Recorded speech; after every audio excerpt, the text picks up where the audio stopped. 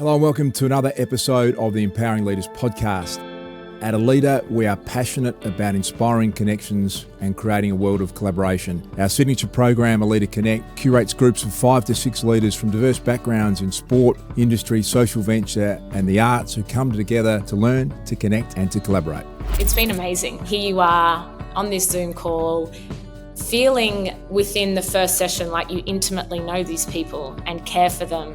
And then all of a sudden realising that even though you're in totally different industries, we're all going through the same thing, or we've been through it and we can help each other, or there's just this hurdle that you can't see past, and then you share it with the group and there's 5 answers in 40 minutes and you think, I have not slept for 2 weeks thinking about that. Like, how is this possible? You're listening to stories and the breadcrumbs of what makes success, and I constantly get something out of these Zoom calls and catch-ups because we're all living the same stuff, aren't we? Extraordinary people with extraordinary experience. What happens there is magical. The Empowering Leaders podcast is proudly brought to you by Victoria University, where cutting-edge sports and exercise science facilities like heat chambers, performance labs, and altitude environments mean VU is ranked 7th in the world for sports science. VU, uniquely you. As always, a big thank you to Jason Nicholas and his team at Temper Bedding, a mattress like no other. If you enjoy listening to the Empowering Leaders podcast, be sure to subscribe, and please, if you have a moment, we would love you to leave a review so we can reach more listeners and empower more leaders. Jeremy Kodomichalos is the former Director of Strategy and Operations at Google Australia and New Zealand. In that role, he led commercial capabilities, partnerships and regional strategy, bridging global scale with local execution. Before joining Google, Jeremy held senior leadership roles, including Head of Industry for Retail and Head of Technology and Telecommunications in Australia and New Zealand, and earlier in his career moved across roles in product design and business development in the APAC region. He is widely respected inside and outside of Google. His colleagues describe him as thoughtful, strategic and values-driven. His approach to leadership begins with clarity. I'm going to quote you here, Jez, your own words. My approach to all business opportunities is to first understand, then clearly define the problem you're trying to solve. Do this and everything else will follow.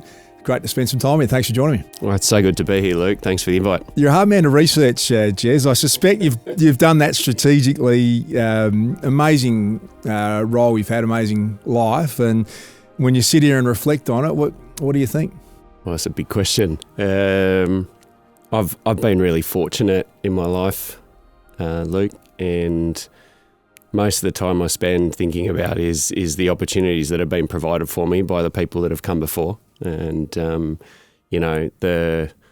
risks, I guess, that my grandparents took to move out here in the 30s, and the hard work that they've put in, and also the hard work my parents have put in to, I guess, give us the opportunities that they never had, is something that has really enabled me to, I guess, capitalise on some of the pathways that they've created for us. We were just talking about that before we hit record, and Greek migrants, with very little money, didn't speak the language, and you're sitting here now, a couple of generations later, having all the benefits of that courage. Is that something that really sits with you? Yeah, it's something that sits with me a lot, and something that I carry, but also something that I think about, which is how can I also provide for others as well?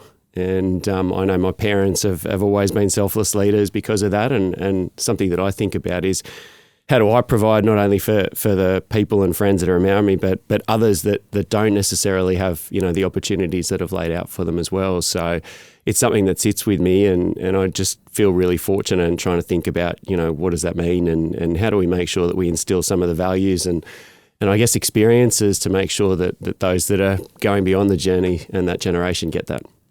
I said in the intro that you've really had this philosophy about defining a problem really clearly, and then before jumping into any solutions. Where did that come from, that idea, and how does that shape you as the leader you've become? It's a really good question. I've always loved solving problems, and I don't really know where it comes from, but for me, I think that if you can stay focused and keep things simple, people know where they're going and what needs to get done. I reckon from an early stage of life, like my dad had a delicatessen and, he had to leave school at an early age because his father was unwell, so he didn't get to finish high school. And he obviously had a business and he had to make that work. And for us, I think one of the things I learnt from him was just this mindset of you play what's ahead of you and you control what you control, and you need to make sure that whatever is there, you need to think about, well, is it an opportunity or is it a challenge, and how do you make it better? And for me, I guess my first experience probably in business was I started with a company called Procter Gamble, and I think one of the things that they just continued to drill into you in was how do you keep it simple and how do you solve the problem at hand. And I loved it. They had this thing called the one-page recommendation, and if it was anything longer on a page, then it wasn't clear enough. And the thing that I found fascinating about that approach was that you had to make sure that you were clear on what you were solving. Otherwise, you would not be able to generate funding or achieve your goals or actually solve and generate customers and consumers as a part of that. And they just drilled that in you for years. Yeah, you work for, they're enormous organisations, Procter & Gamble and Google, one of the most successful businesses in history, really. So do you think those things emerge out of organisations like that where if you're not clear, you're going to send marathon emails, people just aren't going to listen? Is that the sort of discipline that came your way? Or? I'll never forget it, mate. I think it was 21 or early 22 when I moved to Singapore with Procter & Gamble. I was about a year into the company. And I moved up there. It was an opportunity that came about, and I think I was one of 150 people that had English as a first language. And my marketing director, Jersanui at the time, he pulled me aside, and everyone else had English as a second language. They could all speak English, being a second language. And he said, what you need to think about in your communication is that everyone needs to understand it from the first go. And the one thing that really stood out for me, he said, is if a 9-year-old can understand it, anyone can understand it. And, little things like 10 words to a sentence, all these things that opposite to what you'd learnt in English. Remove flowery language, keep it simple. Can everyone understand it if you were to translate it anywhere around the world? So for me, I think just that simplicity and that focus and unlearning things that you learnt to make it clear is it's a skill. But yeah, it was drilled in from early days. And I think my first paper that I wrote, my one-page recommendation, it had 13 revisions on it.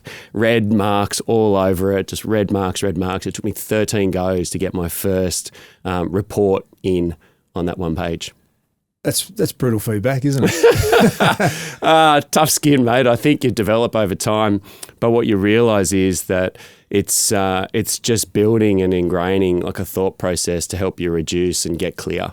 And, one of the great things about Procter & Gamble was that their objective was to build future leaders because it was a promote from within company. So no one was hired externally. You started as a assistant manager, assistant brand manager, and you only got promoted into roles. You would never come in at a next level up or a level up. So it was their job to make sure, and your job as a leader and manager, to build anyone underneath you for the company to be successful. So the last 2 or 3 CEOs in fact, all the CEOs were assistant brand managers. And there's a lot of research around that is where you get the great sustained successes and developing from within. And you've worked for companies that have got access to that level of data. And I'm keen to ask you about the famous project Aristotle at Google, where they worked out that psychological safety was the words that work for their teams that function the highest. You can correct me if I'm making this up, but the most high-performing teams, their data suggested, had really high levels of psychological safety. Did you experience that at Google, and is that something other leaders should be thinking about in their environment? Yeah, it's a really interesting question, and I think there's quite a few parts to that. So tell me if I haven't answered it correctly. But the one thing that the team have learned over time is there's a few. Psych safety is one of the core principles, but there's something that's called G teams, which is this 360-degree survey that a team would do to help assess how you're performing as a team. And psych safety was obviously one of those dimensions. I think one of the things that I learnt coming into Google after leaving Procter Gamble, which was very much a promote from within culture, very consistent. Everyone was similar, hired of a similar ilk, etc. Going to Google, where people came from all different parts of the world, all different parts of organizations, and hired at different levels, is that you just get a different level of thinking. And what's super exciting and cool about that is, with that level of thinking, with that ideation and experiences, is people actually bring different things. And the hardest thing to make sure is, how do you ensure that people can bring their unique selves to work every day and feel comfortable to do that? Because in Procter & Gamble, it's a bit like you jump on the train. If you're heading in that direction, sure, you can pop your head out now and again. But as long as you're heading in that direction, then it's okay. But at Google, it's very different. It's almost like you want people to be jumping off and coming in at it from different directions. But the most important thing is that people feel comfortable to be able to provide those perspectives or those ideas or those, thought process, because the greatest innovation comes when you're able to harness the collective group and what they bring uniquely to an idea or to a process or to a system to make it better. Lucky enough to stepped onto the campus at Palo Alto before, as many have, and it's like a cult, isn't it? You get off and your hairdressers are there and the restaurants are there, and you go, I want to be part of this. I can see how people become, Googleites or whatever the term is for life, because they were really at the forefront, weren't they, of saying, if we make work the most enjoyable place, it just is going to improve productivity. It's better for business. Is that something that you saw them do really well? Look, I used to pack my own lunch at Procter & Gamble for those 13 or 14 years, mate, including my breakfast in the mornings when I was racing out the door to drive an hour and a half to work. I think there's definitely a googly-eyed, kind of wide-eyed person when you come in and just everything is there. And I remember when I was taking my kids into the office, they're like, how do you not eat all day? And there's the Google 5 or Google 10, the pounds that you put on when you join the company, because there's this proliferation of food and snacks. So you do it. But I think the premise is, how do you just make the work environment simple and easy? And it sounds crazy, but even just having coffee available where you could move swiftly through from one meeting to the other, pick up a coffee, be talking and brainstorming and chatting in that process, it just enables you to get together. Similarly with the cafes, or you're able to just continue that momentum. There's upsides to that, but there's also downsides. So what's really interesting to me is I found that to get people to really snap out of a certain zone, if you're constantly in the office, you don't get out of that headspace. So when I would start with new teams or new team members, I would actually take them all outside the office for a coffee and around the corner or out for lunch, so that it's almost like we can separate and detach and be able to have a new conversation and understand the individual and the person. Because when you're in that work environment all the time, sometimes you get into that zone where it's just work. So for me, I think it's awesome, but there are times where you need to take people out of that environment to really get to know someone, or to unpack kind of what's a challenge or a problem that someone might be facing.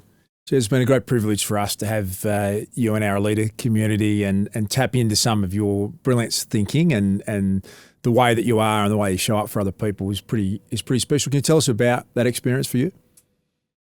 Yeah, it's funny. It's a really interesting start, actually, because I met Matt, who obviously is a co-business partner with yourself, and we were having a chat, and he was actually asking me, who are you interested to partner with? And I've never had that question before. But I said to him, can I have a bit of time so I can think about it? And I think I came back to Matt and said, ideally someone with less hair or greyer hair than me.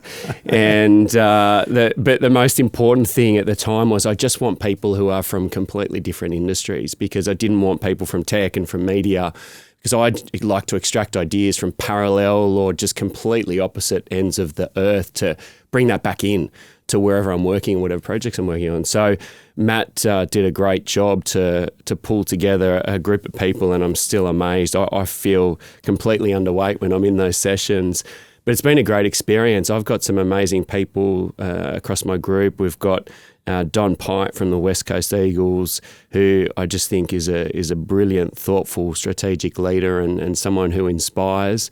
We've got Bev Manor, who's specialising in medical research, and the challenges that they face and what they're doing for the community is just mind-boggling as to how they're thinking about it. We've got Alyssa Camplin, who's a Olympian and gold medalist and has gone in, had a successful corporate career and then gone on to, now lead up the Olympics. And then you've got John Horst and Ed Policy from two of the biggest global sporting organisations in the world. And we love it, Jez, that idea that maybe, and your brilliant thinking in that environment is incredible, that you're probably, connecting with people that you mightn't have before, and that shared learning. And, I hope I'm not getting too detailed, but, you're about to travel and catch up, and someone who's so curious about learning, that to us is the great joy, is that you're attracting these curious learners who want to share, want to connect and want to get better. And has that been the experience for you? I walk out of every session with 2 or 3 pages of notes, and probably the most important part of those sessions is that it's actually, I start asking different questions or in different ways. And for me, that's probably been the biggest learning, is that everybody comes at things from a different angle, and the experience set that we all have, everyone doesn't necessarily have an answer, but they have an excellent question. And to me, asking a question that makes you kind of look up to the left is when the brain starts to move. And I feel like that's what our group does really, really well. There's always advice on the table and they're happy to give it, but they always start with a question. And I think that to me is a big standout. You've got a great reputation, Jez, as a mentor for many in the organisations you work in, and a coach. And, that pathway is something that I think you've excelled at from all reports. Is there one piece of advice that you pass on to emerging leaders? I don't know if there's one specifically, because everyone is different and different needs. But the thing I'm spending a lot of time on the moment is when I'm coaching leaders of organisations or big groups of managers, is just this ability to think about how do they ask more powerful questions and listen more. I find that the pressures of life and business and everything that's going on around us causes these artificial time blocks with this feeling of need of speed and needing to solve. And growth doesn't happen when you're telling people how to do stuff. When we're on the soccer pitch with kids on the weekend, the one thing we're told is do not tell the kids what to do. Because if you tell them what to do, then next time when you're not there, they're not going to know what to do. And the whole objective is for them to learn and grow in the moment. So one of the things I really focus on a lot with any of the leaders I spend time on is just really asking powerful questions that start with what or how. When you start with a what or a how, it doesn't lead to a single word answer. And I think this discovery process where you help people get to a solution on their own versus necessarily telling them what to do, because growth doesn't happen when you give people the answer. And I think as leaders, it's our job to help build organisations and teams that exist and that can exist when we're not there. The greatest piece of advice I ever got early in my career was a sign of success of a leader is that the team can operate when they're not there successfully. So when you go on leave, they actually don't need to call you. And that's a great sign of success, that you're building for the future, but also building a team that is self-sustainable, because ideally you should be building yourself out of a role constantly.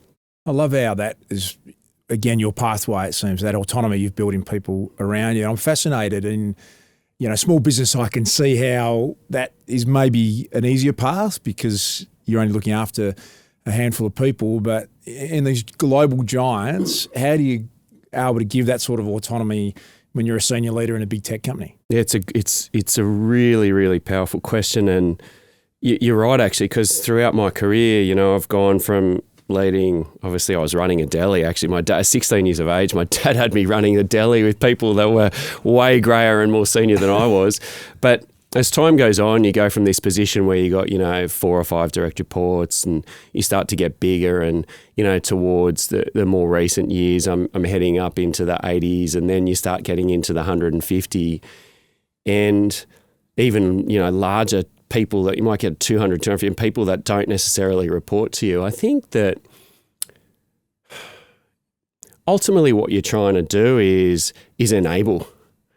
And I think for me, if you can create a vision where people see where you're heading and they've been a part of that vision, their ability to want to buy into that and also take leadership opportunities and elevate themselves is actually quite significant.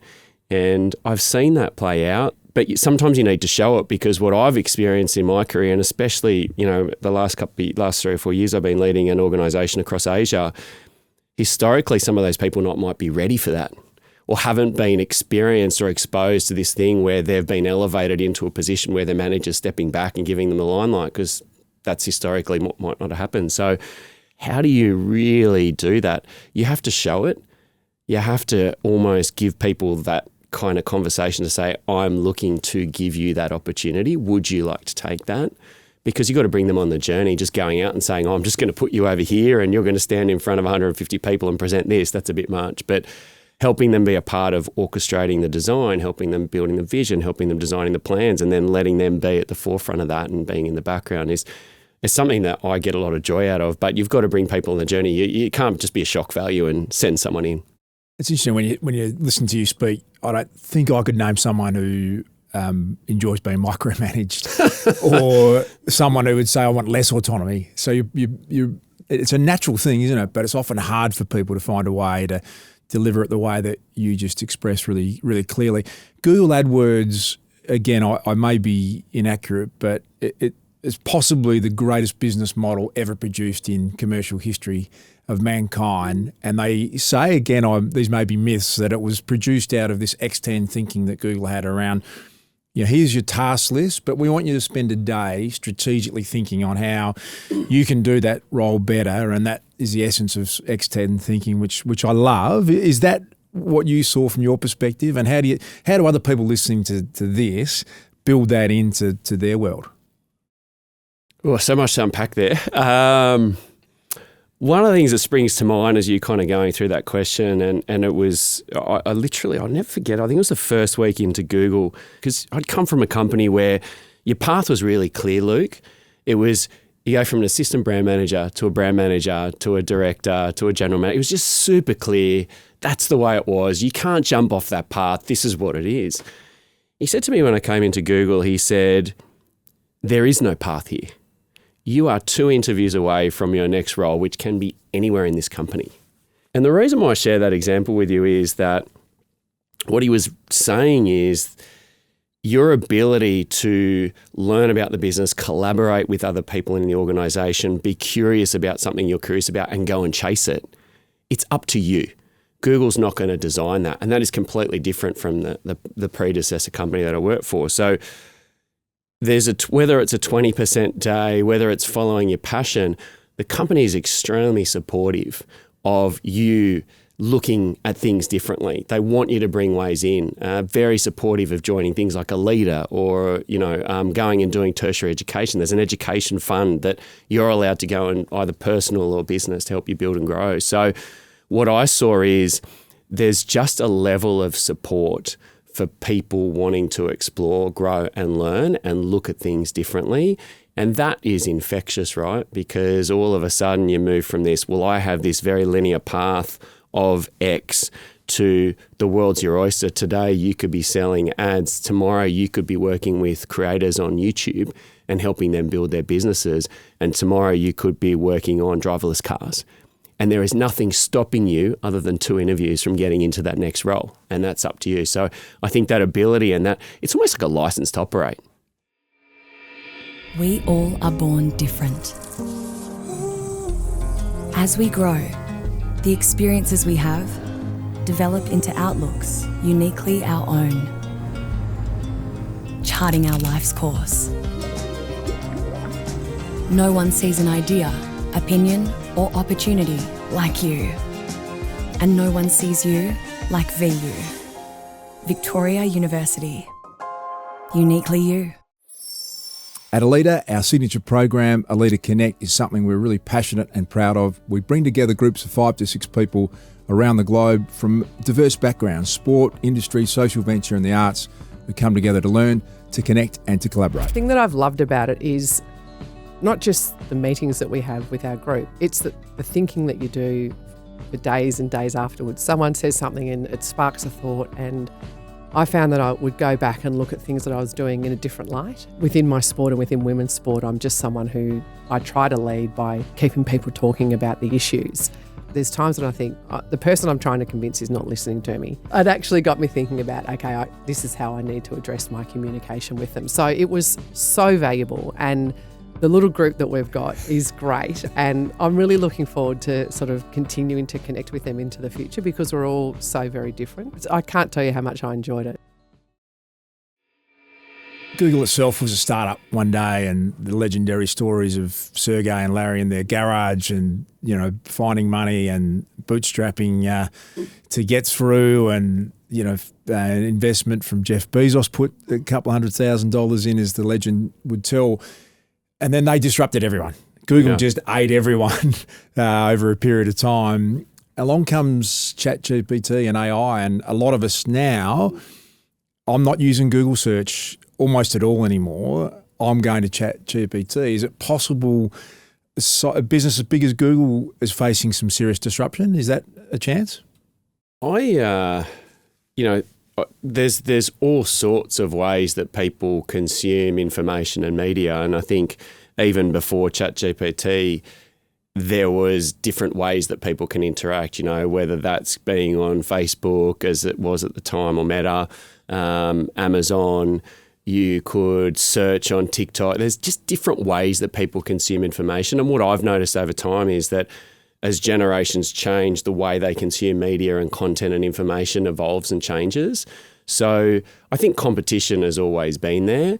I think the thing that's most important is, what do consumers want, what do they need, and how do you make sure you're providing the right information at the right time so that it can be useful.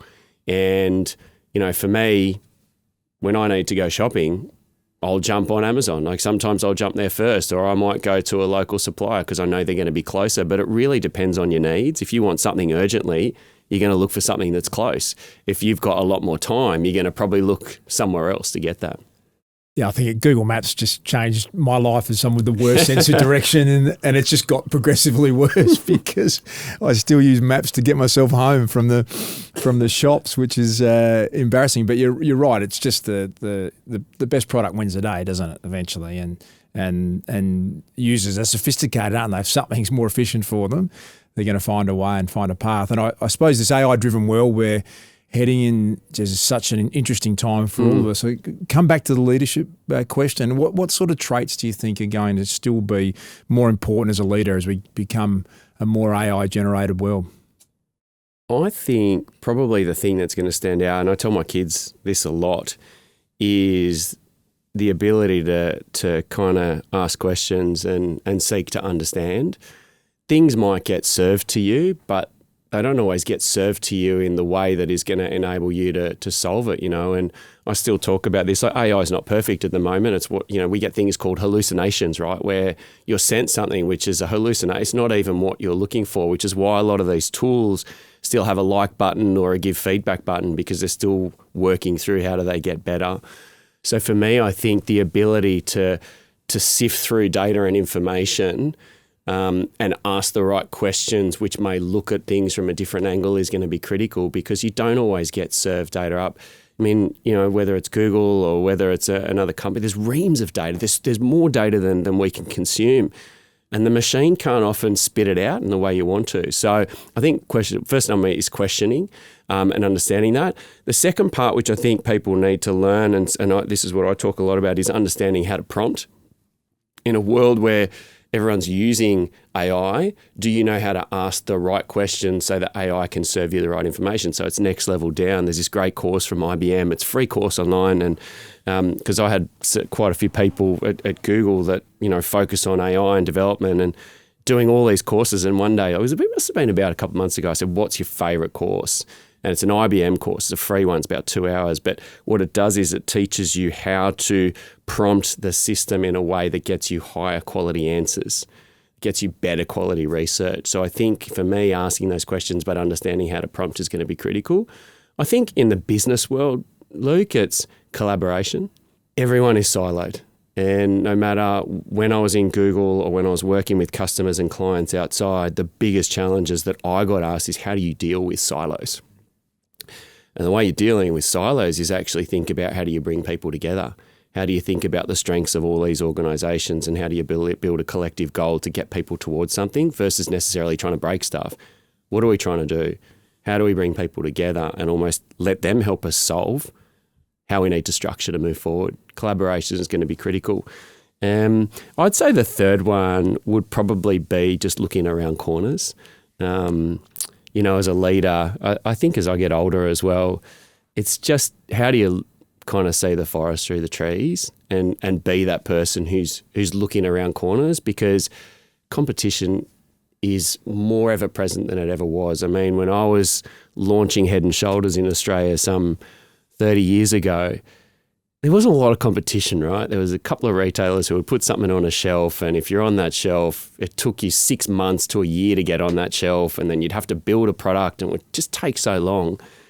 You and I could launch a business tomorrow, and we could reach the world, not just Melbourne or not just a city within Melbourne. We could be reaching the world in a day. And so this ability for people to compete or come at a business or challenge you is so high. So how do you think ahead? And I think looking around corners, thinking about things from different angles, bringing in different perspectives so that you can look ahead and make sure that your business, you can't be future-proof forever, but constantly thinking that if you constantly think that competition's going to come, you need to be prepared for that. You need to be looking around those corners. Are you an AI optimist, or are you concerned? There's some doomsday theories out there. Does that worry you, or do you just see all good? Yeah, it's a really good question. I think about this a lot. I read this really good book. It's called AI Needs You. I think it's by Verity Harding. She was ex-Google DeepMind and went and worked in some of the policy departments in the UK. And I think the big takeaway for me, which I try to talk to people about, is instead of being a passenger, how do you become a part of it?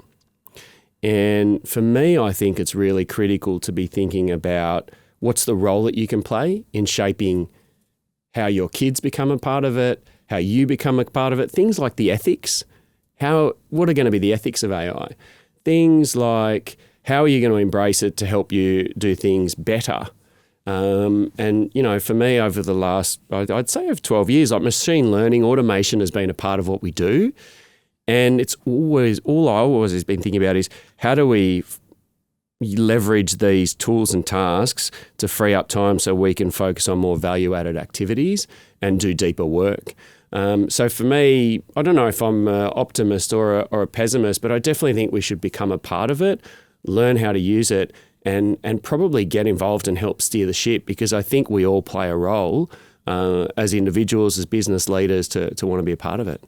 I love asking this question, Jez. I'm sitting across from an unbelievably healthy, happy individual, but has also been able to have an international role and be on planes. You're a father of 3. I know how important that is to you as well. What have you done for yourself so that you can remain healthy, fill your own cup up, Jez, to be the best you can for others?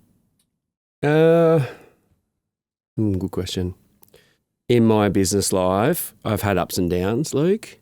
I wouldn't say that I've been perfect at any given stage. And I think you've always got this tension of, are you overdoing the work? Are you overdoing the hell? And trying to balance that. So you're constantly ebbing and flowing. I've had times in my career where I just have neglected that because I've just been so focused on the job or the business or the task at hand. But as, kids come into life and, you expand the size of your business, your portfolios and the people you're covering, there's a criticality to making sure that you manage yourself. I don't think I'm perfect. I'll start with that. I think the one thing that I've learned, especially over the last 3 years, running a global organisation, has been there's no perfect time slot and you need to listen to your body. So if you're going to do a 12 midnight to a 2 a.m. call, don't start the day at 8 and finish at 2 a.m. the next day. Figure out what your body's telling you and decide when's the best time to exercise. I laugh with my kids all the time, mate, because I genuinely believe there's morning people and night people. I am not a morning person. I've been forced to become a morning person with kids and a dog, but I've never been a morning person. But that's what life's about, right? If you love training in the afternoon, train in the afternoon, create that time spot. And I've been fortunate because most of my team, you have historically been international. India's 5.5 hours behind. I think the closest market was Singapore. They were 3 hours behind. So I could do the stuff in the morning I want to do, spend time with the kids, get some exercise in, do that kind of mindfulness, and then hit later in the day. But I think the most important thing is to listen to your body, try and maintain some consistency. So for me, I love competitive sports. That's what drives me. That's what gets me excited working with a team to try and win a goal and training towards that. So that's been something that's really good. But just making sure you've got time for yourself, because you do need to detach, you need to clear your mind, because you need to be the best person for the business and for your team. And the one thing I've learned over time, mate, is if you're not good, no one else is going to be good around you, and you're not going to be that person that you want to show up for. Is there one thing as a leader that has worked for you that you would never change? Yeah, I think the 80-20. I think perfection is overrated, and I've constantly learnt that over time, because the more senior you get and the more roles and experiences you get, is there's more grey space. Nothing's black and white. Like when you start out, it's, okay, you've got this simple project, it's black or white. But as time goes on and the complexity increases, there's no perfect answer or perfect solution. So, building some I think so as part of that 80-20, building principles for what you want to achieve and being flexible on how you're going to get there. And for me, I think, and even more recently with the turmoil that we've had, global markets, COVID, competition, just the way things have happened, is just having that ability where you've got clear principles and what are you doing and why are you doing it, and is everyone bought into that? And then just being flexible on how you get there. So when you talk 80-20, it's 80% of the time you hope to do as close to the best you can, but allow yourself a 20% leeway in life. Is that? Yeah, I think you've got to be flexible. Things are going to come and change, and if you aim for that 100%, you're going to get exhausted to try and get there. And sometimes when you finally get to that 100%, everything might have changed so quickly. And that's what I reckon I've learnt that, especially at Google. My oldest son asked me, what are your life lessons?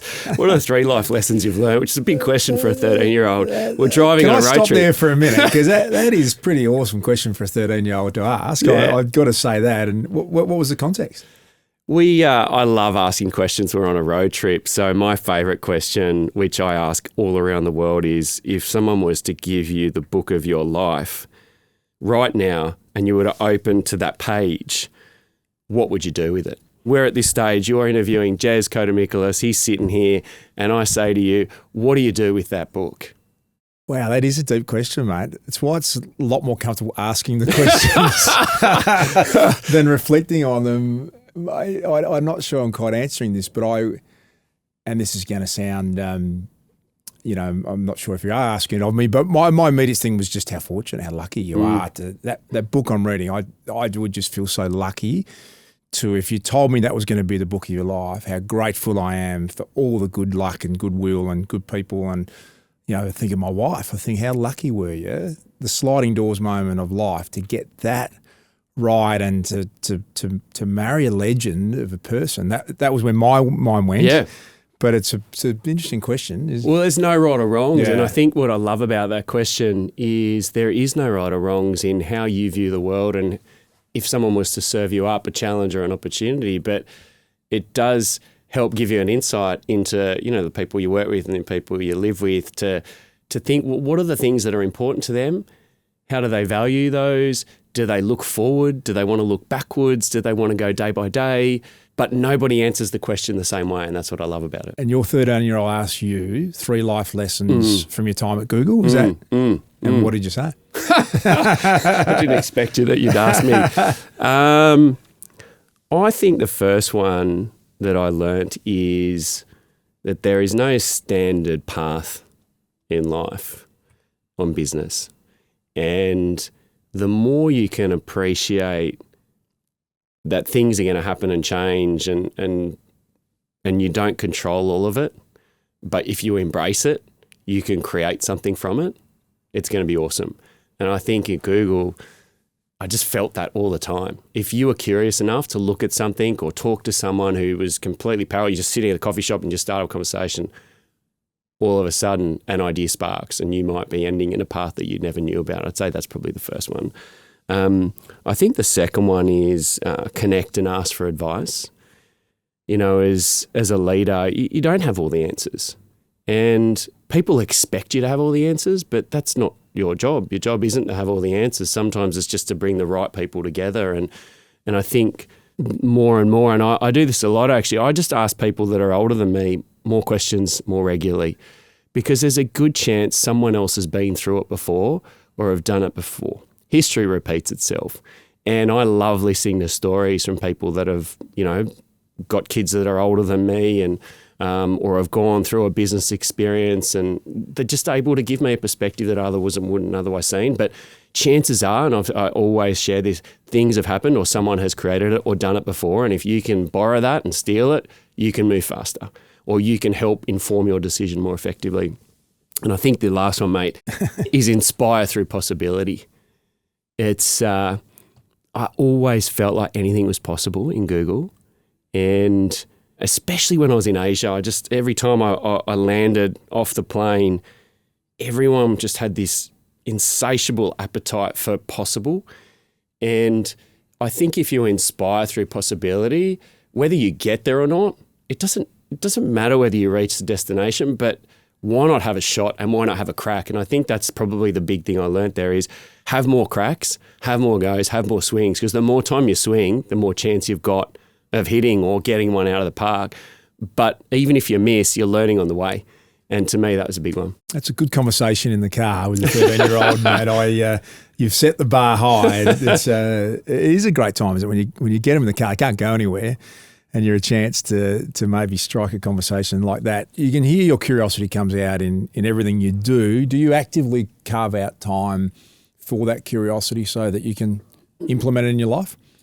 Yeah, I do. I love surfing. I don't get much time to do it anymore, but when I'm in the water, I find I've just got the headspace because there's no distractions. And when you're surfing, the ocean can move in any which way, and you really got to be on your game. But at the same time, there's just this calming sense of presence that you can have there. So for me, I think I carve out time, and I just try and think about things that are important to me.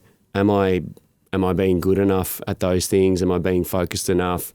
Are there areas where I could be helping people or doing things better? And then I also carve out time. My wife hates it. I've got more books on my bookshelf than I could ever read. Somebody gives me a book, I'll buy it. If someone gives me a recommendation and they give me a good enough reason for why they should read it, I will buy that book and it will sit on my bookshelf. So it's this tall, and Christine's like, you're never going to get to them. Why you keep ordering them? But for me, the curiosity to read people's stories. I don't read fiction. I only read non-fiction. I love reading stories. I love reading things that have happened in the world, history, etc., because I love to learn, and that brings curiosity. So for me, I set time aside to read because it's the way I consume information. Heard you talk about the way you communicate, going back to your early years at a big company as a 21-year-old and getting that feedback, 13 revisions to get a one-pager through. Is that shaped your mantra on how you communicate as a leader? I think it's evolved over time, Luke. There's different forms of communication. Obviously, there's email. Obviously, there's there's talking direct face-to-face to someone, and then there's talking to 200 or 300 people on a video call. So I think adaptation has been critical and starting to think about that. I actually, over my time in business, I like hiring people that are experts to help me grow. So if I don't think I can find someone in a business that can mentor me to help build it, I'll hire a coach. So I actually hired a coach who specialises in presence when I started taking on a global organisation that no one was actually face-to-face with me. That was going to require a huge, significant shift in how I communicate, not just what I say, but how I say it. And that has helped shape how I bring things to life, especially with majority of people having English as a second language. I would say probably the one principle that I stick to, or a couple of principles I stick to, is one, just keep it really simple. And I think the second thing is inspire through stories and vulnerability. I probably in my early career, even up until about maybe 5 years ago, I didn't like to share much about who I am and what's going on in my personal life because I was quite close with that and I didn't think people would really want to know about it, to be honest. But the one thing that my coach spoke to me a lot about was how do you bring personal stories to life? Because people remember stories. They don't remember corporate speak. They don't remember someone getting up and saying, this is the target and this is what we're going to hit. And as part of those stories, I think bringing people on the journey to understand the why. If you're going to communicate something, people need to understand why it's important. Because if they don't understand that and you don't share that, it's just you as a one-way communicator telling people this is what's going to happen. So really being simple and clear, helping people understand the why, and then bringing it to life to a story, because you'd be amazed every time I travel into a different country, someone will bring up, I remember when you told me that about, your dad, or when you had a personal challenge, or, when you experienced this in business. It just sticks. Stories stick. And I think that's something that has stayed with me. And I've been fortunate enough to have had a coach for a couple of years that helped me build that out. Yeah, I love the power of storytelling. And you're right, isn't it? It does just find a way to be so much more permanent when you get it right. Jez, who's been the greatest leader in your life? Can I give you more than one? Yes. I love the groan. Yeah, there's a couple, and I'd say my dad's probably one of the greatest leaders in my life.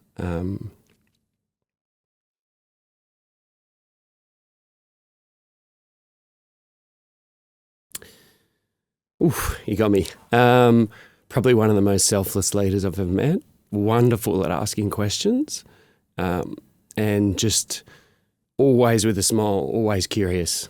But right question, right time, right place. He's not with us anymore, but yeah, tough. Yeah, definitely him.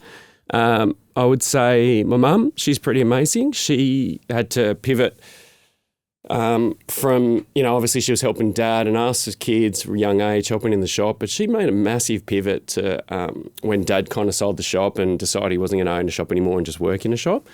And she does prosthesis fittings for women who've experienced breast augmentation because of cancer. So I'd say, massive pivot in life, changing careers, great leader. Oh, I need to take a breath, mate. I'm going to ask you a question next. I would say my wife, Christine, she's the hero of our family. You talked a lot about your wife, Das, and the role that she's played. I think I've travelled the world. I've been doing all sorts of stuff. She's brought up 3 kids, been around, managed to do a job. But the thing that I love about Chris is purpose-led. She helps kids with neurodiversity, basically builds learning programs for kids with neurodiversity to help them harness their superpowers. Mate, I sell clicks or dandruff shampoo or skincare products, but she's off really helping kids be amazing. So I'd say those would be the 3. If you were to ask me from a business standpoint, that's a good question. Who's probably had the most influential impact on my life and career? I'd probably say Joanne Cruz. When I was 21, I joined Procter Gamble, and she pulled me aside. We're just having this mentor chat. We're having a coffee. It was about 3 months in, and she said, "What's your 5 to 10 year vision?" I was 21, man. I'd just come out of uni. I'd got a dream job as an assistant brand manager running a hair care business. I did have hair in those days. I said, "What do you mean?" She goes, "Well, I want to know what your 5 to 10 year vision is." And I said, "Okay." Anyway, I said, "I don't have one." She goes, "Well, why don't you get an A3 piece of paper, go home and come back and tell me what it is?"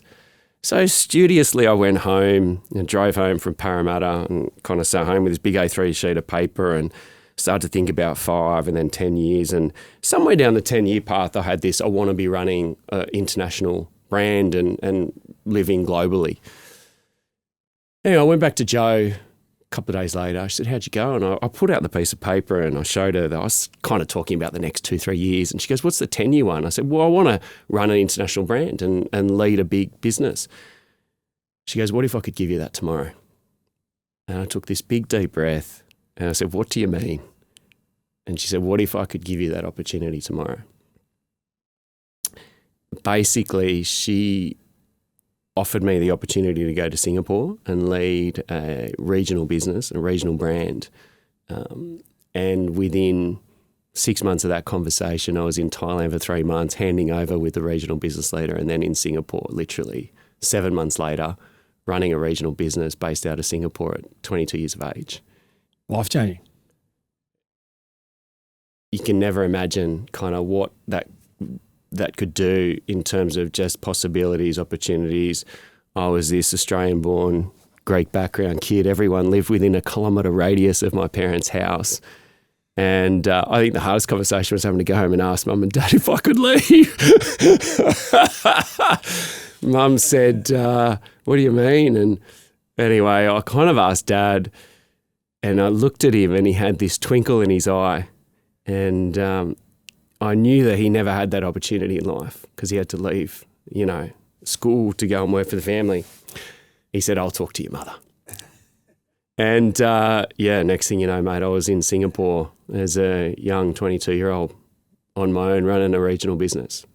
What a great story. Have you gone back to Joanne and what did you see in me? She must have seen something in a short space of time. I haven't asked her that question. She reminds me of the glass of red wine that I spilt on her white velvet couch when we had one of the farewell parties. She always reminds me of that because that's a good story. She's like, you're this young little whippersnapper who'd spilt red wine, and it wasn't my fault. Somebody bumped me. Somebody bumped me. For the record. Like the general manager, and I spilled red wine on the couch. One of the great things, I was talking to someone one day, this was probably about 5 or 6 years ago, and we're in this session, and I was talking to her, and she said, the one thing people don't do is ever go back and thank people for opportunities they've been given, or just to say thank you. And I'd always said thank you, but a couple of years ago, I just set some time. I said, hey Joe, she was back in Australia, I just want to catch up for coffee. And I sat down and I said, I know I've said this, but I genuinely want to say thank you for the opportunity you gave me because it was life-changing.